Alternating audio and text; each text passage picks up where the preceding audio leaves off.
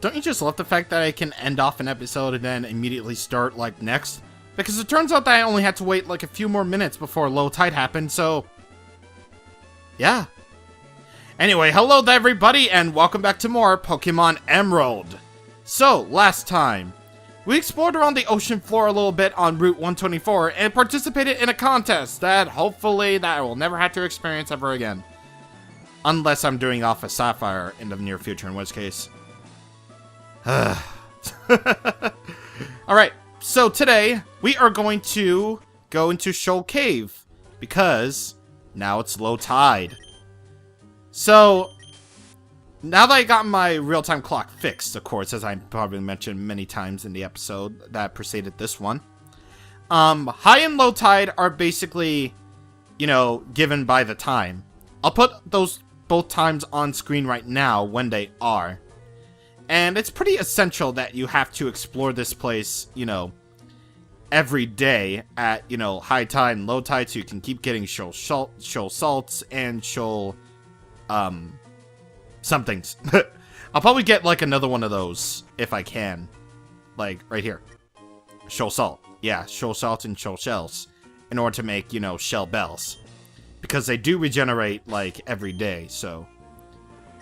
yeah, also you have yourself, some... I should probably, like... yeah, get rid of this. And, you know, use the Carbos on, Alola here, why not? What was I trying to say? Damn it, I lost my train of thought now. So, this is Shoal Cave at low tide, so... it's pretty damn important. If you want to complete your Pokédex, it's pretty damn important that you want to have Shoal Cave at low tide. Because there is a certain Pokemon that you're going to find that is only accessed through low tide. And there's even a room exclusive to the low tide, so yeah, you probably want to get on that whenever you can. What's over here? There's probably nothing, I suppose. I haven't really used the item finder yet, though. I should probably do that, but whatever. Alright, so we got more shoal salts. And the penetrating cold around these parts is an impediment to training. But with focus, one can overcome. With this focus band, buckle down and withstand the cold. Alright, so we got ourselves a focus band. So this is actually a pretty interesting item. Because with the focus band, it can occasionally prevent fainting. Now, it's not like the focus sash in that it doesn't really prevent it, like 100% prevents fading from a fatal attack. Just sort of, you know, it's just sort of all good in that regard. But either way, this is that room I was talking about. This room is exclusive to the low tide of Shoal Cave. And of course, this being an ice room, you have ice puzzles. Yay! But aside from the whole ice puzzle shtick, there is a certain Pokemon that you can find here. And hopefully I can run into it, and hopefully I can come across it, and hopefully that airplane will stop, like, airplaning. I don't really know the correct term for airplaning. I should probably stop being English. And, how do I do this again? Yeah, this is like one of those times in which, oh god, I forgot how to do the ice puzzle. Okay, there we go. So right over here, you get TM07, Hail. Which will power up ice-type moves, but will damage every other Pokemon that aren't ice types. So, yeah. Spheal is actually one of the few ice types that you're gonna encounter in Hoenn, actually. Because when it comes to ice types, there aren't really that plenty. I keep on going in the same direction. I should probably stop that. Jesus Christ. Okay. Why am I going in the same direction as I do? I should stop that. Okay. There we go. There we go. I'm being a smart guy. I'm being the smart guy for a change. Okay. Okay. There we go. Alright, so hopefully this will be it. Nope. Just a Spheal. An adorable little Spheal. I love Spheal. I don't even care what anyone says. Like, Spheal is adorable.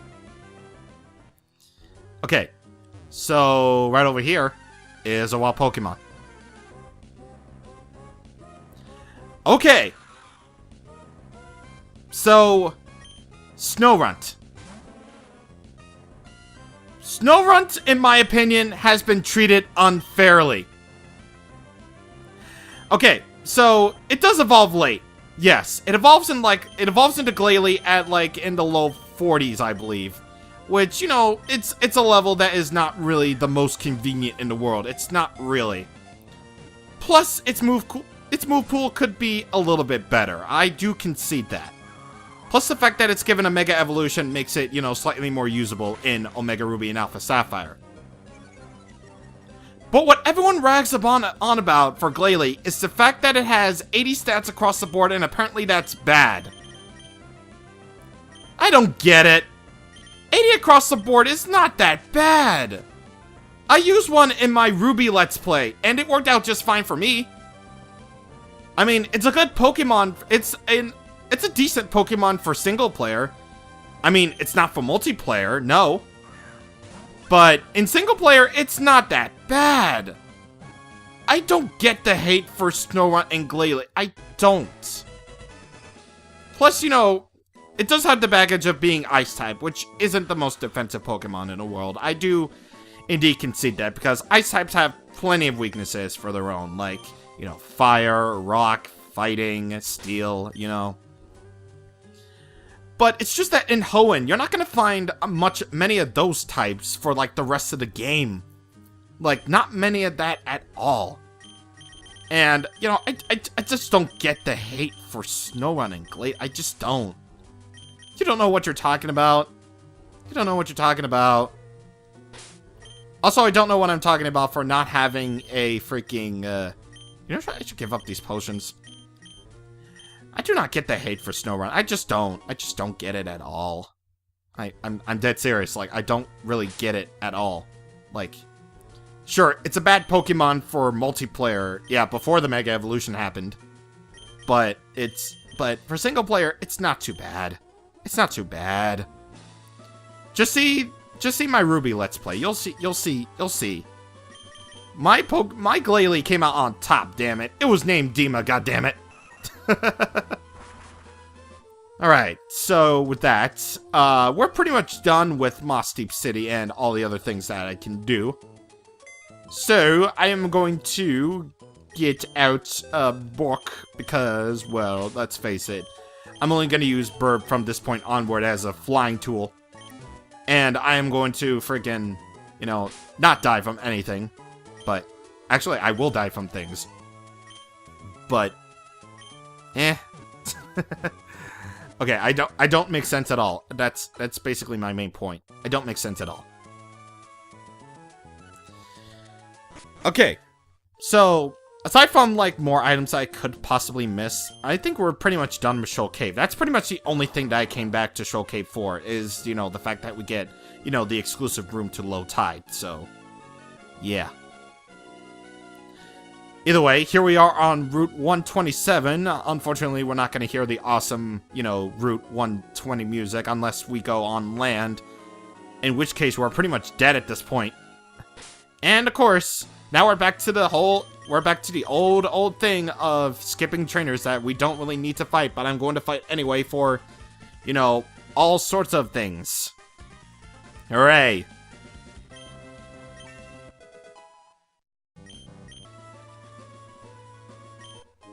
And for that, wow, another I sounded so enthusiastic. Oh, hello, May. It's me, Walter. Walter, how did you get this number? Oh my god. This is okay. Now that I fixed the real-time clock, this is actually the first time that I'm freaking getting match calls. Oh my god. I've been trying to catch them myself, but it's not so easy. The way a Pokemon is deep. Yep, prepare to get annoying calls like this. Oh boy, I should have probably gotten more repels, actually. Oh boy. Okay. So, since we have a place to go to anyway, I suppose, Now we can actually see that there's a lot more to this place than you would have thought possible. But, actually, well, diving down here, you can see that there's a whole lot more to the underwater. Let's look at the depth. Yeah, seriously, like, look at this depth right here. It makes it so deep. Like, literal deep. It's just so cool. Coolio. This is basically your only place to, like, frickin' stay if you want to stay safe from all the trainers on the surface. Also, I don't know how May's breathing. Just go along with it. You don't understand how logic works in Pokemon that need to breathe in certain places. I don't know. Also, I am clearly stronger than you. There's clearly a lot more trainers that are stronger than you. Alright, Alola's hit that magic number, 43. Why is that a magic number? Because I'm gonna cheat and use a rare candy. Yep. So at level 44, Gloom will get Petal Dance. Oh boy, now I can finally replace Bullet Seed that I've had since God knows when. And with that, with the fact that Gloom now that has Petal Dance, we can finally evolve this thing. But the question is, which Pokemon am I gonna evolve into? Will I go classic and go for Vileplume? Or will I go for Blossom, the cute little dancing adorable little... There's Blossom, no doubt. Yeah, no doubt that I'm gonna evolve this thing into Blossom.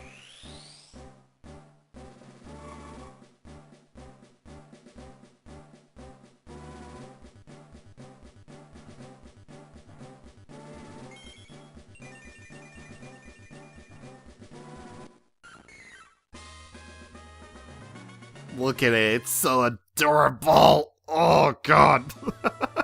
Look at me sounding all savage over the fact that I get Blossom now. Oh, my God. And it might sound all weird, it's because it's paralyzed, but I don't care, man. Blossom is freaking adorable. I love Blossom so much. Honestly, like it better than Vileplume, to be honest. Like, no joke. Blossom saved my life. Like... Okay, so it may not be this generation, but when I was doing, like, a battle at a convention once in, you know, Omega Ruby, I used to Blossom for my team. I named it Florence. And, well, yeah, it was at a convention. I used one on my team, and one of the opponents actually had a Garchomp. And, oh my god, it saved my life. Yeah, it honestly really did save me from, like, a potentially really, really bad situation. Like, I swear to god, it did. And, yeah, I don't know, like, I can't go wrong with Blossom. It's one of my favorite grass types. It might not be Lilligant, but thank god, we got something that's a beta version of, you know, Lilligant before Lilligant even became a thing. Okay, so here's a Pokemon that we haven't even seen yet. This is Azumarill.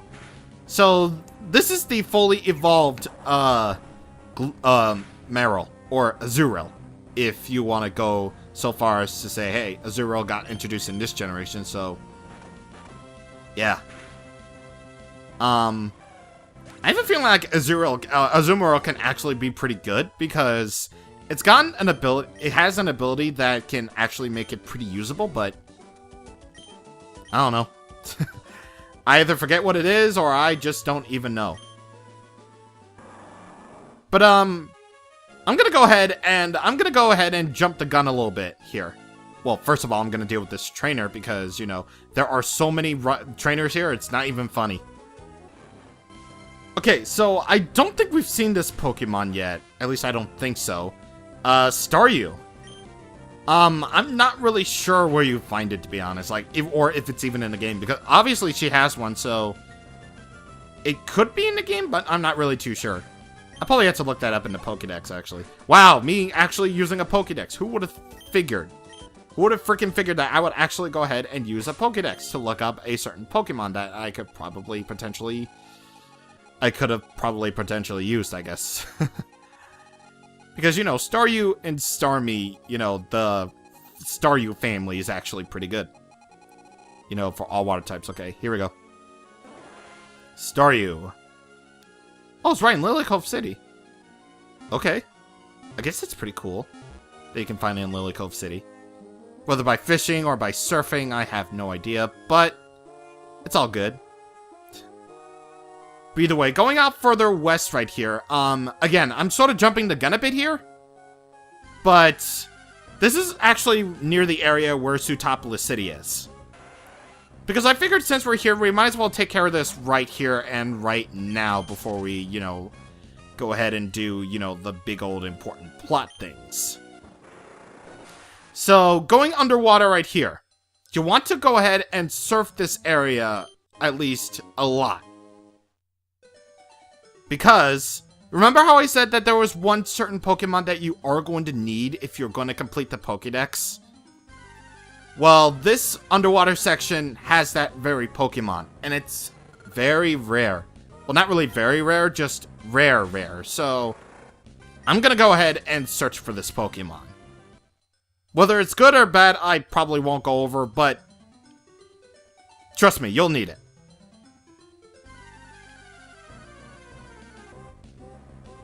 Oh, and this is also the only place in Hoenn where you're gonna find Clamperl. Because Clamperl is actually kind of interesting. It has a branching evolution. It can evolve into either Huntail or Gorbis, depending on what kind of item that you trade it with in order to evolve it. I believe if you have a Deep Sea Tooth, it will become Huntail. And if you have a Deep Sea Scale and make it hold on to that and trade it, then you'll get a Gorbis instead. Honestly, I'd go for Gorbis actually, because Gorbis like surfed me a bit very well in the, you know, the Gen 4 days. Yeah, I know I used the majority of Pokemon in Gen 4, but you know what I mean.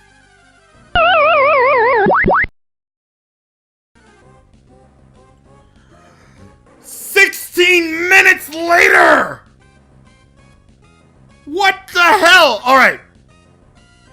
What the hell? 16 minutes later. I ran into more Chinchous and Clamperls and they have a lower encounter rate. What the frick? Alright. So, Relicanth. Yeah. You know what?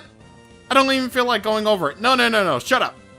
I don't feel like going over it. No. Do you know how long it took me? It took me 15 minutes. That's like the longest I've ever taken to find any given single Relicanth. And I think I almost had it, but no, I didn't apparently. Ugh, God.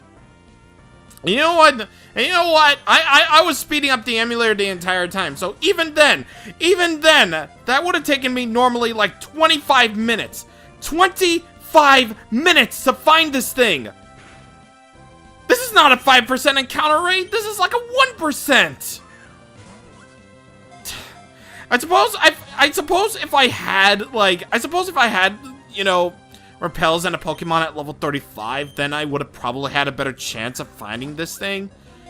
But no, apparently I didn't. Apparently this thing had to be so freaking ancient and so freaking hard to find that it took me nearly 15 minutes, even with the emulator sped up.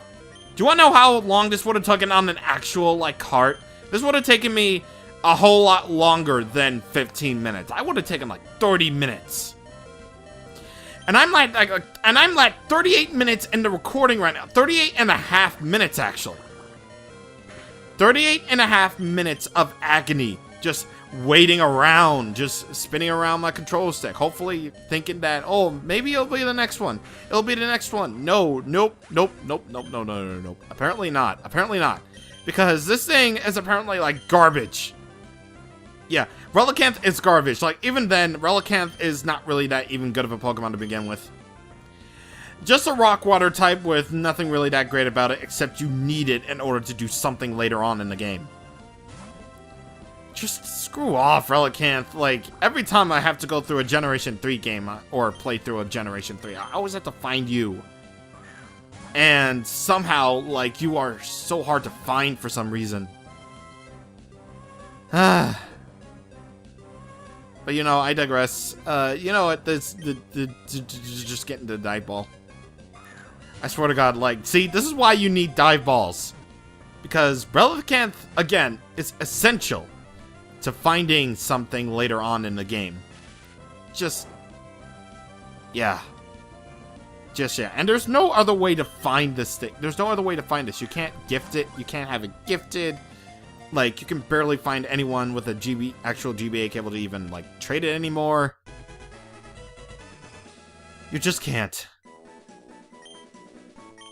But regardless, that's Relicanth. So, we have a Pokemon that was once believed to be extinct. The species has now changed its form for 100 million years. It walks on the seafloor with its pectoral fins.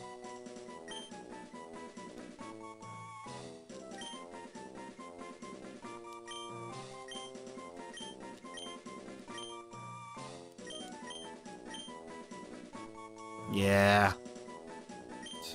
So anyway, yeah. I'm not naming it Device 2. Because screw Relicanth, man. Screw trying to find it. Seriously. Like, I didn't even go into the logistics of finding it.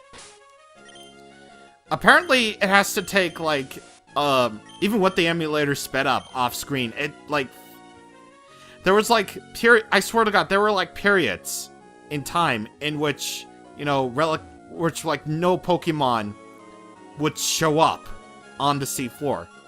Yeah, seriously, there were, like, periods of time when, like, no Pokemon would show up for, like, a full music loop of the underwater theme. And even then, it still wouldn't be, like, Relicanth. That's just not fair, man. That's just not fair. Relicanth is not fair.